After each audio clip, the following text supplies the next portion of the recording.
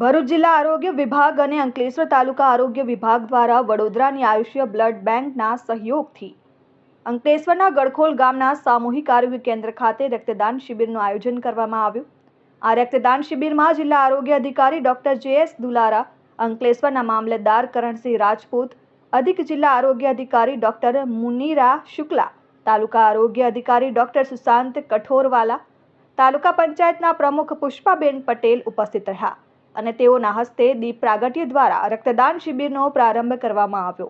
આ રક્તદાન શિબિરમાં અંકલેશ્વર તાલુકા આરોગ્ય વિભાગના તબીબો, કર્મચારીઓ, આશા વર્કર બહેનો અને અન્ય રક્તદાતાઓએ સ્વૈચ્છિક રક્તદાન કર્યું। આ પ્રસંગે તાલુકા પંચાયતના સભ્ય કલ્પેશ પટેલ, તૃપ્તિબેન જાની, સામૂહિક આરોગ્ય કેન્દ્રના સુપ્રિન્ટેન્ડન્ટ ડોક્ટર બિનોય શર્મા સહિત આરોગ્ય વિભાગના કર્મચારીઓ અને આયુષ્ય બ્લડ બેંકના કર્મચારીઓ ઉપસ્થિત રહ્યા। જિજ્ઞાસા ચૌહાણ છે।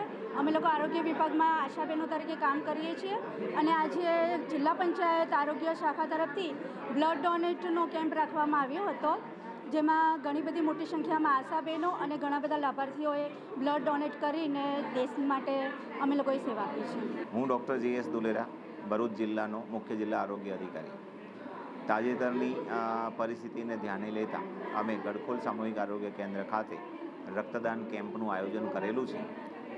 આજે બહુ મોટી સંખ્યામાં રક્તદાન થવાની અમને આશા છે અને આયુષ બ્લડ સેન્ટરના સહયોગથી અમે આ કામ કરી રહ્યા છીએ। મારી ભરૂચ જનતાને અપીલ છે કે બહોળી સંખ્યામાં લોકો આવીને રક્તદાન કરે। Dharmesh Patel, RN news, Ankleshwar.